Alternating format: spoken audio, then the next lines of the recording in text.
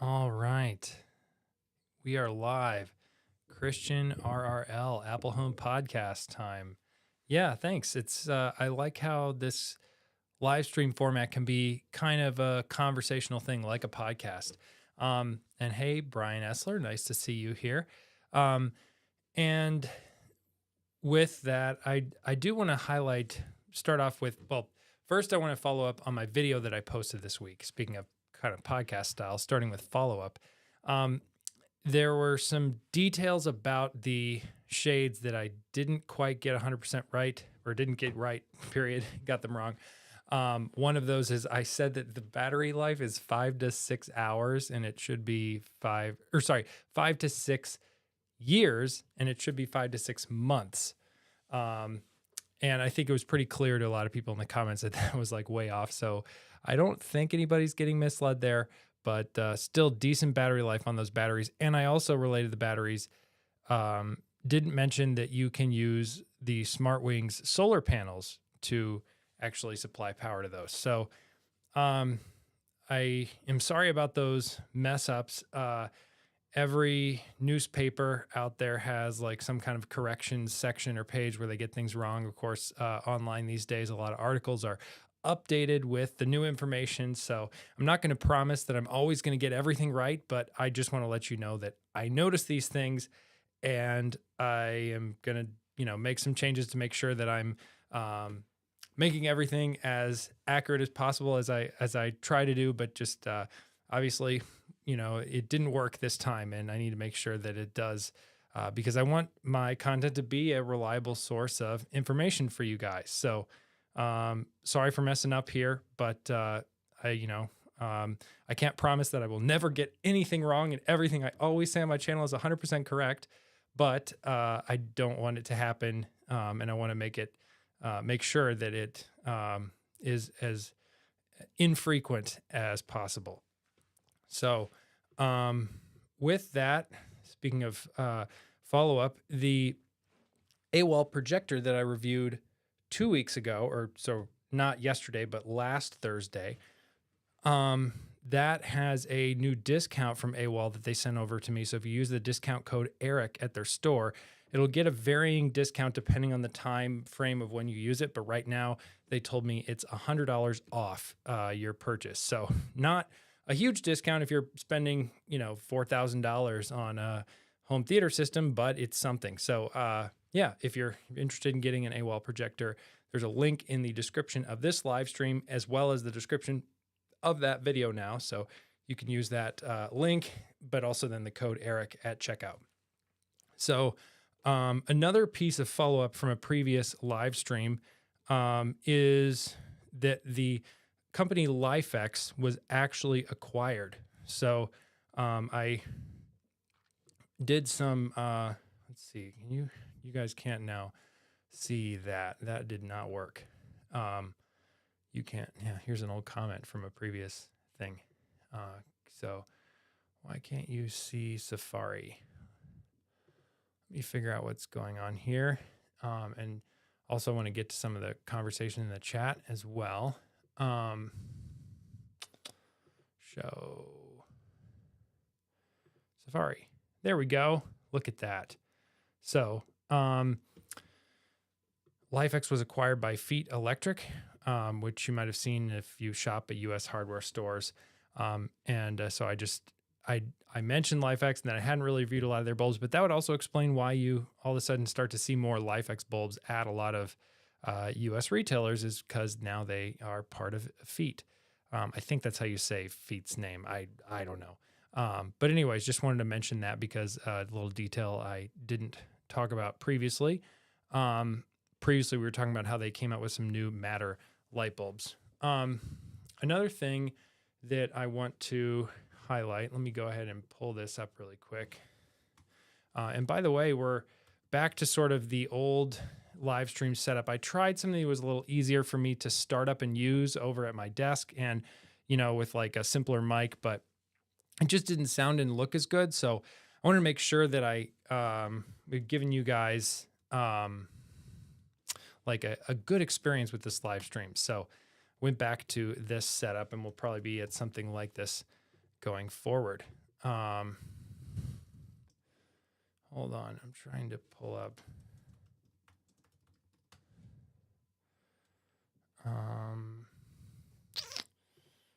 So I want to give you, oh, here it is. Good, cool. So I don't know about you guys, but I've been enjoying using Threads lately. And I wanted to give a quick shout out to certain Threads user that I like following, who's a regular here in the chat. One of the things, one of my favorite things to view on Threads, although I'm not really posting this kind of content a lot, is photos. And there's a lot of amazing photographers who post galleries of photos on Threads. And I just think it's becoming more of a haven for photography for those who miss that with Instagram moving more to reels and video and stuff like that. But Brian Essler is over there on Threads. He's in the chat here usually as a photographer, but he has a Threads account. So if you're on Threads and into Threads, go give him a follow, because I think he has some good photos over there. So Brian Essler Photo over on Threads. Another thing I wanted to shout out as far as content goes is Primary Technology. This is a podcast by fellow YouTuber Stephen Robles, and he and Jason Ayton from Inc. Magazine have this great discussion about Apple news and all kinds of other related topics. And so it's a great newer podcast in the Apple scene. So if you're into Apple related podcasts, which you might be if you're watching this, definitely a show that I enjoy and something you might like checking out as well. And then with that, I do want to talk more about a new product Nanoleaf announced, as well as Apple event news, that we have this new Apple event coming up. But I want to get to the chat here and answer some of your questions, comments. Hey, from the UK, Matt, nice to see you. Hello, Keenan. Hello, Frederick Falk, another regular, nice to see you. And James, another regular, nice to see you from Vegas. Modern Day Tech Eric, nice to see you. Yes, that's a good point. Make a mistake, just update the description and pin a message. Yeah, thank you. Thank you. Yes, Eric, we're not always going to get it all right. We all are human. Saul, good afternoon from rainy. Yes, it's kind of rainy here in the Chicago suburbs today. Hopefully my sub pump, which is directly under this live stream setup, does not run too much or make this loud and annoying. Hello, Garance. And yes, hello, Brian. Nice to see you here. Yeah, I think we'll move on from there to just talking about this Apple event. I don't know if you guys are excited for it. I don't think it's going to be really all that smart home related, but of course, you know, with this invitation having a Apple Pencil, I think it's pretty clear that there's going to be something with the Apple Pencil. People are speculating that maybe it'll be the Vision Pro. You know, like obviously it'd be iPad first, but like maybe there'll be some kind of Vision Pro tie-in. I would doubt it, but I mean, it'd be cool. I'd love to see it. Meaning you could use the pencil while wearing Vision Pro and like sort of draw on a whiteboard or something like that. I don't know.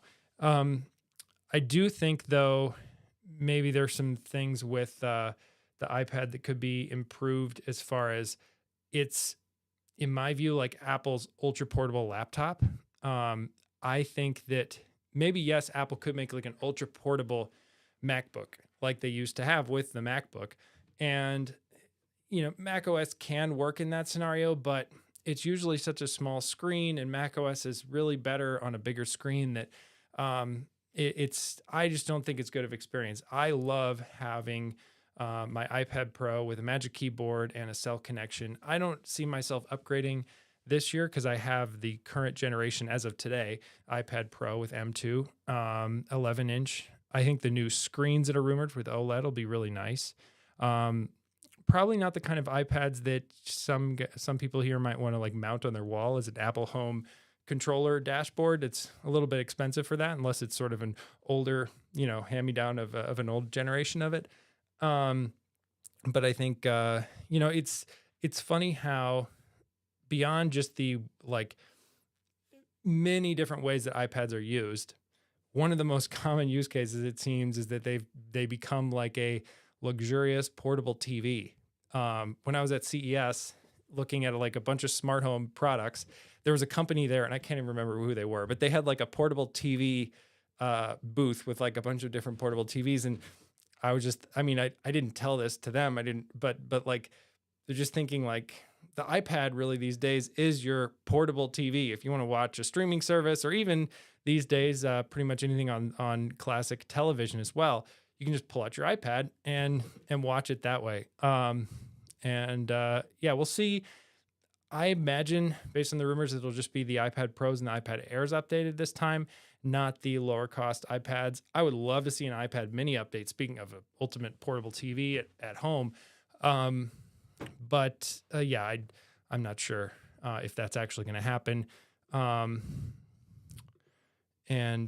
I want to get to some questions in a minute, but as far as smart home news, one thing that there's just kind of, it seems like every week there's some smaller but interesting new products that come out from various smart home companies, especially in the Matter and the Matter space. And Nanoleaf has an interesting new multicolored light strip that I have the sound muted here, but I'm just going to play this so you can see it visually as we talk about it. But it has this multicolor. It's one of the sort of multicolored multiple zone addressable light strips. And it's here's the videos doing the thread icon and the Wi-Fi icon. It's actually a Wi-Fi light strip, not a thread light strip. So you see a lot of other companies who've made this same kind of light strip, works with Matter and is multicolor and works on Wi-Fi. So I wonder if some of this was sort of Nanoleaf had those parts available from the manufacturer and whoever they're working with to make the light strip. And so they just sort of went with what the manufacturer could give them quickly. I think one of the cool things about this is so many times with these multicolored lights, the software is where they fall down. And it can be tricky. Certain manufacturers do a better job than others, but it can be tricky to get the designs you want in the multicolor light strip, as well as a lot of those manufacturers don't do much to integrate it with Apple Home. And if they do, the app then in turn isn't very good. So I think it'll be an interesting combination here where you'll be able to have a multicolored light strip that then you can tie into Apple Home scenes. Potentially, we'll see, but usually the Nanoleaf app will let you bridge that, together by talking to Apple Home. So hopefully you'll be able to do that with this light strip as well. So then you could have a light strip with multicolor stuff, similar to how you can use lines or other things right now to have a multicolored light display. So we'll see with that new Nanoleaf light strip, but I do think it's interesting they're making it out of Wi-Fi. However, I think you could read into that some sensational story about Thread is terrible or Nanoleaf's abandoning Thread, or I would bet that it's more about they wanted to make a light strip like this and the manufacturer, whatever they worked out with the manufacturer, the deal for Nanoleaf and for us as consumers was way better just going with a Wi-Fi version. And it's also nice because then Nanoleaf has products for people who maybe don't have, or they're not like us swimming in HomePod minis and Apple TVs and other things around their house to be Thread border routers. They can just, they can just buy this light strip at the store and it works with their smart home because it uses Wi-Fi. And as much as I like Thread, I think it's a little bit, that whole border router thing can make it a little bit challenging for completely new users. Speaking of Thread and Matter, I saw some comments in my, I need to go through and respond to my comments on the Shades video, but I saw some people speculating that the HomeKit versions of the Shades would be better than the Matter versions because of just better integration with Apple Home, even though, I just think that I still stand by that. I think if you can, in most cases, I think it's better to go with the Matter versions of whatever you're getting these days instead of the Apple Home there are certain weird cases like Eve smart plugs or some other things where maybe the company had previously done some special integrations with Apple Home with their Apple Home version that now in their Matter version it's gone away. But I think in general it's just so much better to go with the Matter version because you have that flexibility for you. And then if it's something like shades, potentially whoever buys the home in the future, you can leave them the shades and they can use it with whatever smart home system they use. Obviously, as we talked about with Thread, it makes that a little more challenging, but I don't think too hard for most people. But yeah, another person mentioned in there, and I hope to check out the Eve motion blinds at some point soon. That was one thing that the Eve motion blinds have this nice little sort of built-in control where you pull it to adjust the blinds, and it would be nice to have something like that on Smart Wings where you can adjust it without a remote right there at the blind. But again, they're trying to give you the best quality they can for the best price, and you have to make trade-offs. So I'm going to go to the chat and see what you guys are saying. Hello, Dale from Oregon. Nice to see you. Yes, Brian, you're welcome for the shout out. Oh, yes. So yeah, the Govee floor lamp, I saw this at CES. It looks really cool. I don't really have a practical use for it. I mean, I could put it in one of my child's rooms. So I don't know. I might go check it out. I like the fact that the one I saw at CES, and I think this is the one that the floor lamp too that you're referring to, has a built-in Bluetooth speaker as well, which is kind of fun. So, they marketed it at CES as being something ideal for a kid's room. And I could see that, or, any kind of just den or, a lot of different places, wherever you want some colored lights and maybe some music. It could be nice. But that's another cool new product out there. And hello, Graham from the UK, and Matt as well from the UK. Nice to see some international representation here. Let's see.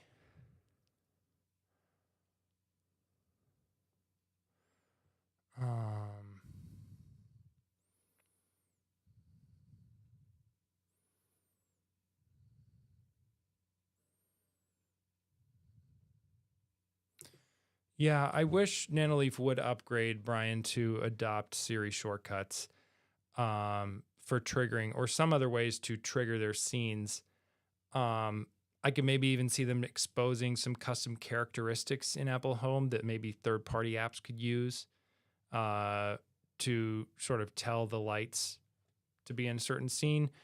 But yeah, I mean, it's the same kind of deal with my Govee lights I have in my stairs right now that I reviewed a few weeks back, where I have a scene that just turns them on and off, and then they resume their animated light setting that I change in the Govee app. So if I want to change that animated light setting, I go in the Govee app, I choose what I want, and then every time it turns on from the motion sensor, it then actually shows that cool light system. So again, then it's not smart to whatever's happening or the time of day or anything like that. And of course, I can't ever touch those light settings in Apple Home or it loses that animated feature.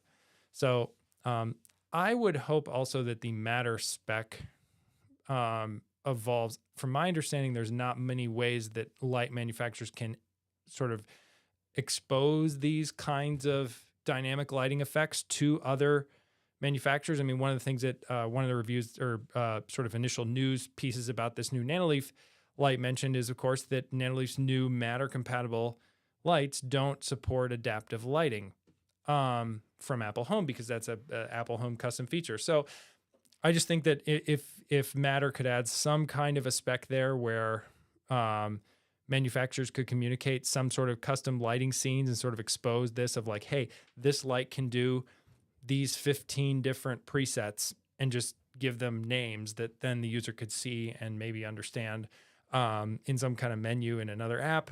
It'd probably be tricky to sort of get something that everybody could agree on in the Matter consortium to actually like ship something like that. But I think it'd be pretty cool. if they could, because it's certainly a big pain point of like, yes, all these multicolored lights, Govee, Nanoleaf, the list goes on of companies making these, but they kind of have limited utility unless you're willing to keep that company's app on your phone and open it most of the time to change the lights.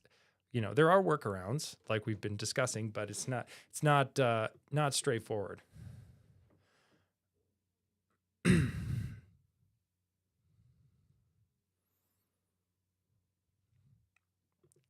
Oh, that's cool. I have not tried Govee's shortcuts. So potentially, as just to be clear, by the way, Brian's talking about, I believe, about the Shortcuts app. So not shortcuts that run inside of Apple Home as an automation, but inside of the Shortcuts app, you could do this. So I'd have to check that out. Sounds pretty cool. Oh, any tricks to get CarPlay to at least notify you if you have an email? No, I haven't seen that. That's a good question. It would be nice because like the whole message feature that they have for messages in CarPlay is really great, where you can have it read a message to you and then reply. Reading a message from an email would be very hard, I think, for a screen reader to pull out the relevant text and read it. I mean, imagine Apple's built some things like that for its accessibility tools, but still, I don't think it would be as straightforward. But I think it'd be cool. But I don't know of a way to do that right now.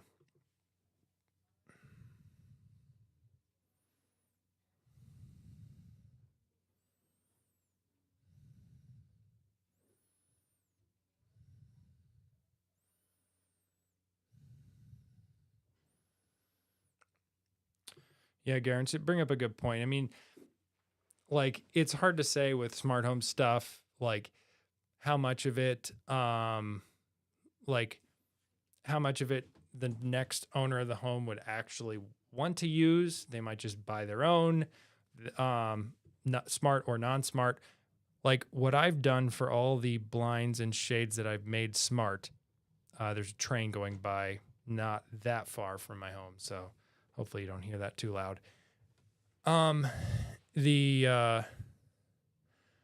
Like it's probably something where, so what I've done is I've kept all of the non-smart shades that fit those particular windows.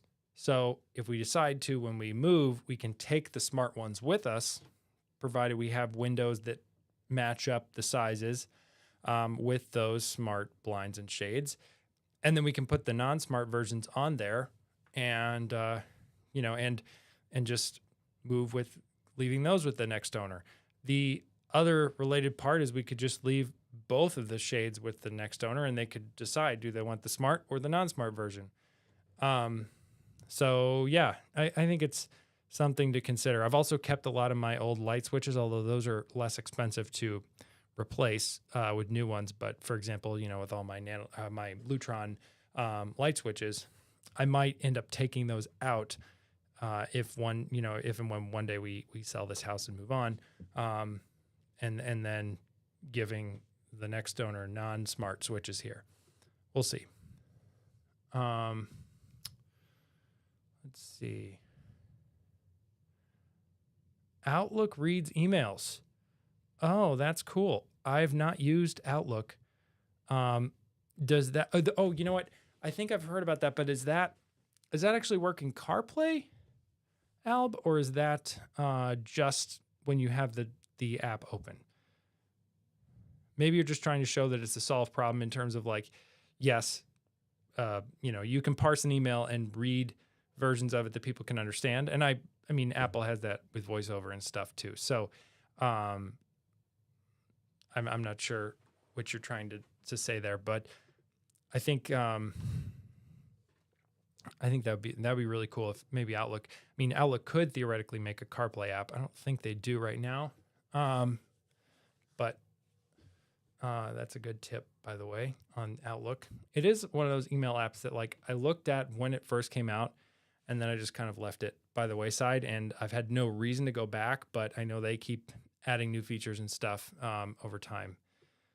And it is, I think it is free, and you can use it with non-Microsoft accounts as well, which is pretty cool. Oh, very cool. So it works, Al, but according to Alba on his phone with on CarPlay. Cool. I'm gonna have to check that out because that sounds very handy. There's some times it'd be nice to, um, there's some times like back to Saul's comment earlier that it'd be nice to, uh, hear an email and quickly respond to it while driving. Of course, while staying 100% focused on the road with something like CarPlay that is hopefully as close to having a conversation with that person as if they're sitting in the seat next to you.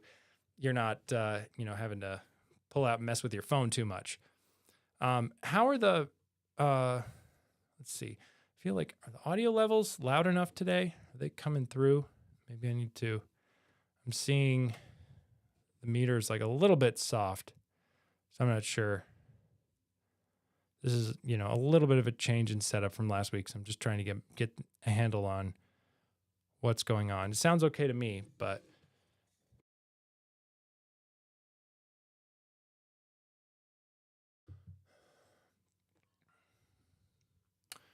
hello from Florence, Italy. Very cool. I love, I've been to Italy once, and it's just amazing, amazing country. Lots of really cool places there.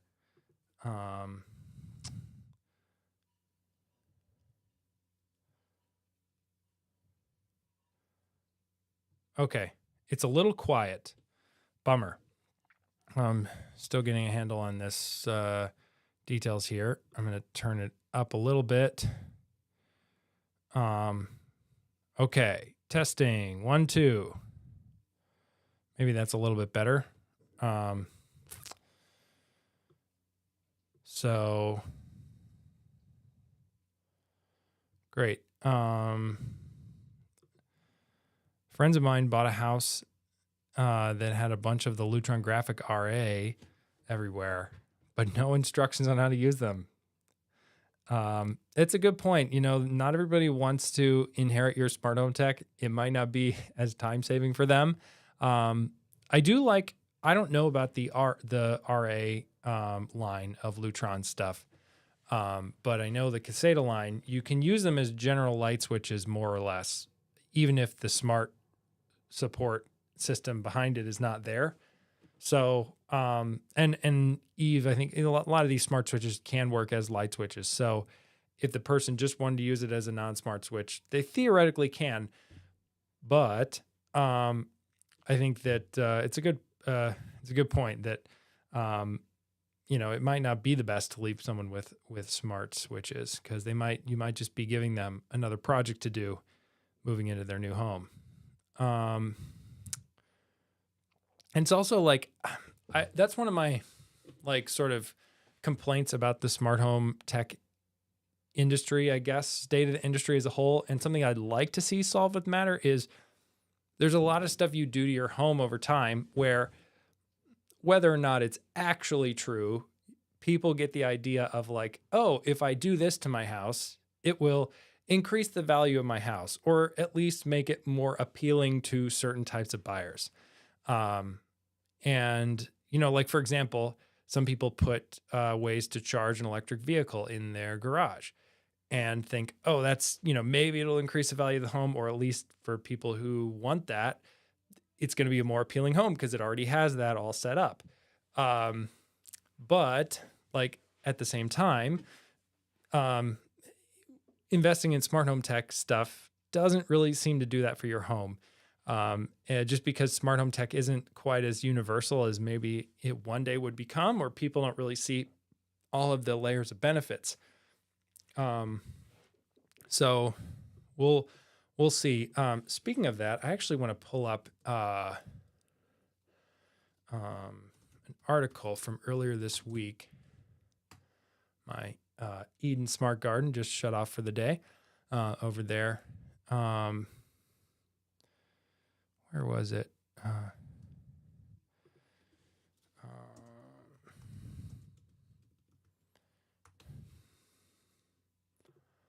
All right. Yes. The little smart home platform that could. I'm going to pull this article up here. So I just thought this concept was interesting. I've talked about in the past. I have mixed feelings about Home Assistant myself. I don't really care too much to use it too much.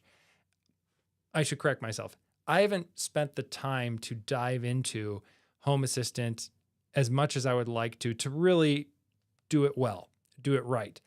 But that said, I think that, it's exciting to see Home Assistant growing because I think it can hopefully fill a lot of the gaps of use cases that maybe companies don't want to or can't. And if it could become this sort of reliable platform with which you can manage your smart home and then have it work with whatever smart home, whatever major tech companies systems you want to, that would be really nice. And I've always kind of equated it to be potentially becoming the WordPress of the smart home. So if you're not familiar, WordPress.org and WordPress.com. So there's WordPress.org, which is the open source sort of content management system that runs a huge percentage of the web. A lot of websites you read with like blogs and things. My personal website's on Squarespace, but a lot of people use WordPress, and it's open source. And then there's WordPress.com, where there is like a more sort of commercial way to take WordPress and have it hosted and managed for you, and you can make a website out of it. So with Home Assistant, they have Home Assistant Green, which is their newest, easiest to install box. And supposedly that's going to be it's going to be sold on Amazon later this year. And, I think could become more mainstream. We'll see over time, but I just think that whole concept is interesting. And I have mixed feelings because I like the simplicity, as I've talked about previously, of Apple Home and how you can just manage everything inside of Apple Home instead of having to go somewhere else. But once you get into smart home tech for a while, Apple Home or really any of the other big smart home platforms can't meet all your needs. So we'll see. But that was some other smart home news that I wanted to bring up.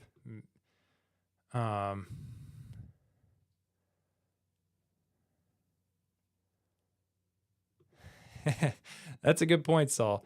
I'd rather spend my time on my smart home versus cleaning a pool. I always say that the benefits, the benefits of smart home tech for me are really threefold. There's the convenience and the things, that in that case save you time. There's the peace of mind. So especially when you're away from your home, security cameras, door sensors, other stuff to know that your home is safe.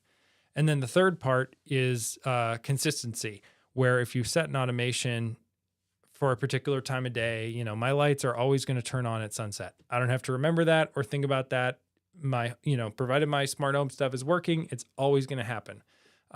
There's nice stuff too of like, if I come in here and set up my work time scene for the day to try and be in, mode of like, I'm going to focus on my work, came in early this morning, turned on my work time scene, boom, started my work day. And, it's like all of that consistency can be really nice for the smart home, provided it all is working. So, but yeah, I think, saving time, I think all of this is worth it. Obviously a lot of you guys here think the same thing.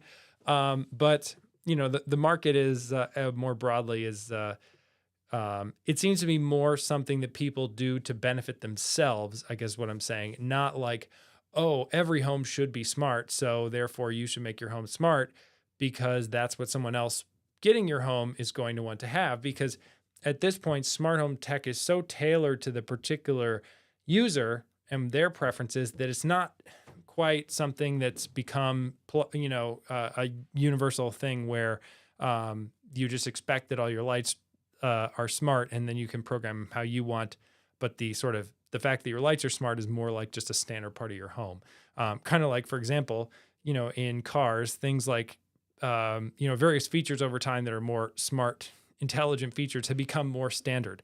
And people just accept that those are like part of cars, whether they use them or not. So we'll see.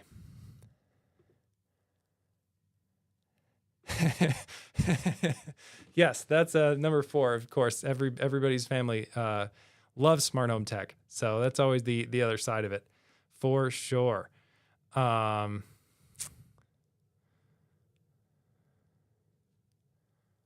Yes, that's a good point, James. I talked to Lutron about this at CES when I was there. The RA line is, what the pro level installers use. I think RAW 2 Select or RAW 3 is their latest system. But the advantage there is that the hubs for those systems can handle more simultaneous devices. I forget the exact limits for Caseta, but I think it's like around 100 some devices, and then you have to stop. But with the RA line, you have more a higher limit, as well as the radio frequencies are able to travel further. So if you have a larger home, then you might be able to cover it with one hub or things like that, and have less sort of need to install repeaters or things like that. So the raw line is very cool. I have not had any reason to play with it myself. One sort of YouTube internet personality who I think has had more experience with that is, let's see. Maybe, I don't know. There are a handful of YouTubers out here. I don't want to like ascribe it to one particular person, but there are some other folks who've had more experience with it, but it's not something I've done. But yeah, it's definitely a workable system.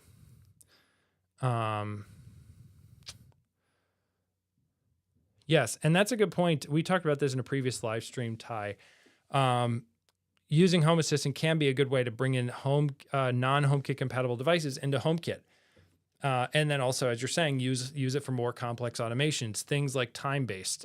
If something happens for 20 minutes, then do whatever. You can also, tie into Apple TV in more detailed ways than you can outside of it. So lots of cool stuff there. That said, though, I love playing with all these new toys too for my smart home, and sometimes it backfires because, like right now, I have a handful of boxes in my office that are unopened for upcoming reviews that I plan to set up or play with this weekend. So exciting and fun stuff, but that's sometimes where my time for my smart home goes, rather than actually like I'm gonna just play with Home Assistant and dial in all the automations. But I need to make time for it. So let's see. So we're coming up on almost 40 minutes. I have a kind of a hard stop today at 3:15. So I might just go ahead and end this early if we don't have any other comments or things to discuss. But let's see. Panico. Struggling to figure out how to correctly segregate VLANs for IoT. Are there some main points to follow, especially for HomeKit? Thanks. I don't do this because I've tried things like this in the past and it just makes for more problems than I think it's worth. So I always tell people just don't bother.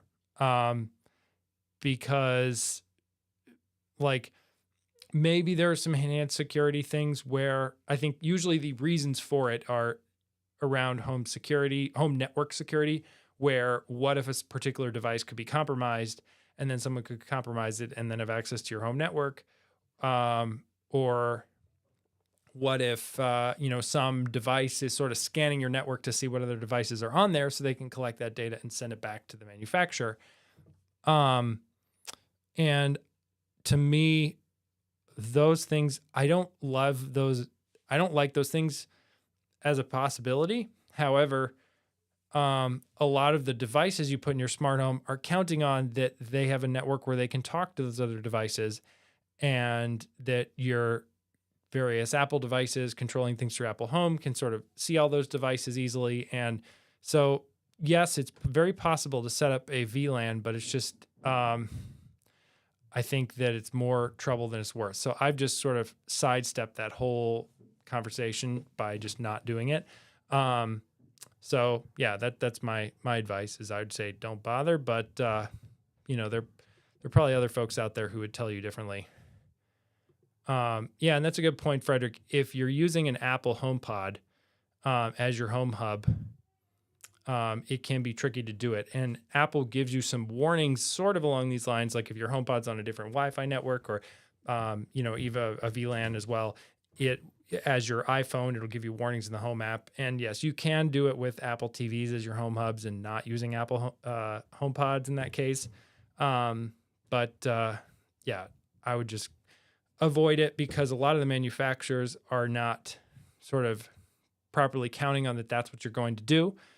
So, yeah, and Mike, Hoobs is also a great option for bringing in stuff into Apple Home, along with homebridge. I think, there are pros and cons to both. I think Hoobs is definitely the, I'd say, more simple solution. It's the one that I've used more frequently in the past.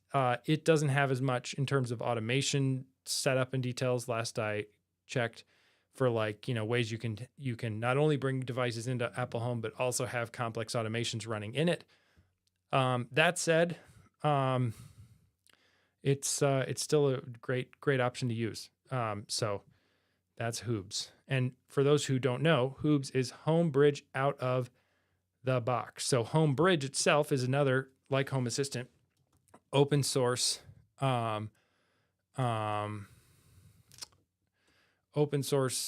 standard, not standard, library, I guess you'd say, for managing Apple Home devices, managing non-Apple supported devices inside of Apple Home. So it appears like an unofficial bridge for those devices. And then you add it to your Apple Home, and then you're able to see those devices in Apple Home and manage them that way. So basically with homebridge, people make homebridge plugins. And I think it's written in Node if you're a web developer and feel like, messing with creating your own plugins.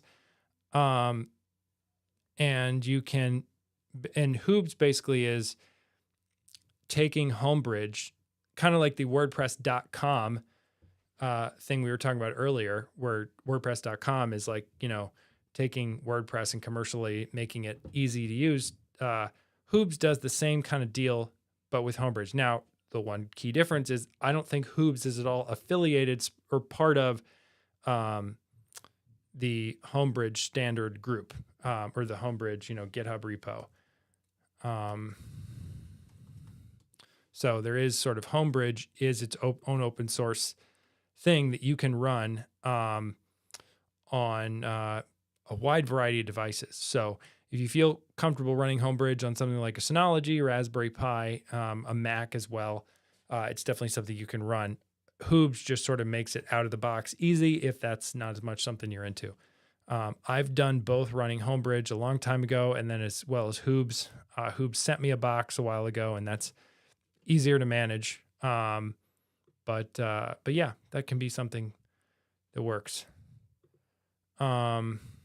And I'm glad, Panico, that you got some good answers from Frederick. It's one of the things I love about this live stream is there's folks who show up here who know way more about smart home tech than I do. And so, or at least, we all have varying knowledge in different areas.